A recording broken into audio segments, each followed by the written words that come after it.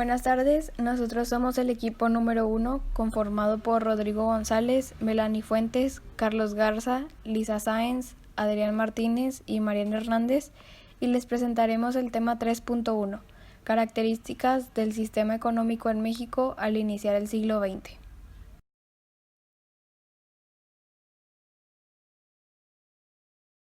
Durante el Porfiriato, la economía y los bienes de la nación empezaron a generar ganancias, por lo que a partir de eso hubieron muchos cambios, los cuales involucraron efectos como el primer intento de la industrialización.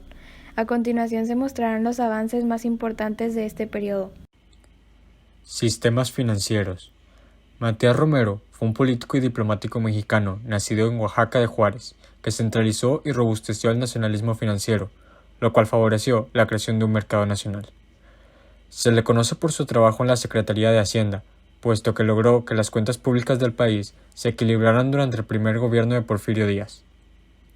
Mediante pasan los años, el 2 de junio de 1884, se funda el Banco Nacional de México, actualmente conocido como Banamex. La fundación de este banco le permitiría al país pagar los 2 créditos solicitados por el político y militar mexicano Guadalupe Victoria. Es importante mencionar que estos créditos no habían sido pagados o tomados en cuenta durante alrededor de 60 años. Al pagar los créditos, se permitió la contratación de nuevos dentro del país, además de que el Banco Nacional de México se convirtió en una especie de aval para México ante los mercados internacionales. Gracias al sistema financiero obtenido en esos años, se obtuvieron finanzas públicas sanas, inversión extranjera de otros países como Estados Unidos, Francia o Gran Bretaña y un crédito con el exterior, lo cual permitió la aparición de un pequeño mercado de capitales dentro de México. Por último, se consiguió una estabilidad importante en las finanzas del país, lo cual ayudó a financiar inversiones importantes como el ferrocarril o la creación de pequeñas empresas que antes no existían en México. Ferrocarril. El ferrocarril fue inaugurado en 1873 durante el Porfiriato, en el cual se construyó la mayor parte de los ferrocarriles. En general, podemos decir que trajo muchas ventajas y progreso económico a México, aunque no a todos los estados.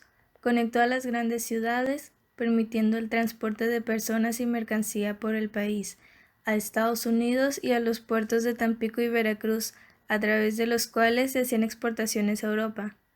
O sea, que empezó la importación y exportación de productos a nivel nacional e internacional. Por lo tanto, se amplió el mercado de algunos productos, como el pulque y los minerales baratos, ya que transportar mercancía en los ferrocarriles era barato porque era subsidiado por el gobierno, aparte de que era seguro, siendo que antes del ferrocarril era más caro y no había seguridad de que la mercancía llegue a su destino, porque podían ser asaltadas las diligencias o el medio de transporte que usaran. El ferrocarril fue signo de progreso, ya que de alguna forma probó que México no era un país de forajidos, como otros países pensaban. Fue tal el impacto que la estratificación social se vio afectada. Surgió una clase de empresarios ricos relacionados con la industria ferroviaria, mientras que en la clase obrera se crearon nuevos sindicatos que albergaban a los trabajadores de sectores industriales incipientes. Las haciendas. Las haciendas en México fueron un sistema económico durante la etapa comprendida entre la conquista y la Revolución Mexicana.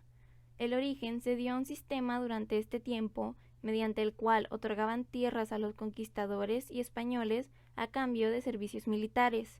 A medida que las haciendas crecieron, se convirtieron en estados federales, las cuales eran autosuficientes y su principal objetivo era explotar las tierras y resguardarlas de bandoleros y saqueadores. El diseño y estilo arquitectónico de las dependencias de una hacienda estaban determinados por la actividad que en ella se desarrollara. Hasta finales del siglo XIX, la mayoría de las haciendas tenían una vida interna prácticamente aislada. El hacendado era como un señor feudal que controlaba por completo la vida de la hacienda. Los peones trabajaban para el hacendado y tenían sus pedazos de tierra para sembrar lo propio. Las haciendas producían de todo, como por ejemplo maíz, frijol, calabaza, chile, ganado, etc. Pero la aparición del ferrocarril cambió las cosas por completo. Las haciendas se concentraron en producir solo lo que se podía vender Ello significó que los peones ya no podían tener su propio pedazo de tierra, sino que ahora se les pagaría en efectivo. Esto representó una gran transformación. La industria. Actualmente la actividad industrial en México juega un papel muy importante en el desarrollo tanto económico como social.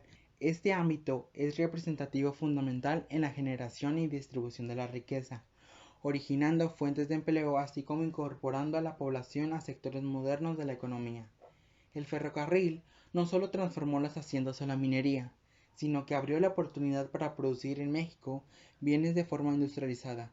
Aunque ya había fábricas desde tiempo atrás, con un mercado mayor es negocio producir de manera diferente.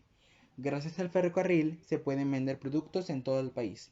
Un ejemplo sería en Monterrey, donde se crea la Fundidora Monterrey en 1900. Desde el principio, contó con un alto horno que producía 500 toneladas diarias de arrabio, que era el producto fundido del hierro. Esta industrialización se vio favorecida por una política comercial diseñada con ese fin.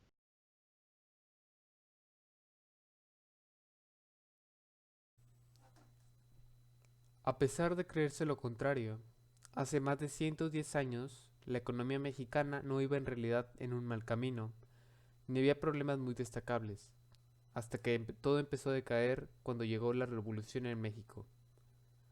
Y desde entonces empezaron a llover los problemas internos. Primero que nada, llegó una gran crisis financiera, la cual fue causada gracias a Victoriano Huerta, quien decidió no actuar ante esta, y no solo eso, sino que también él fue el principal causante de la expansión. Ya después, en 1915, hubo una hambruna a causa del manejo de las vías férreas como uso militar y no el manejo de suministros alimenticios. Ya para 1916, en México había una inflación extremadamente acelerada y el peso mexicano llegó hasta sus límites, perdiendo casi todo su valor.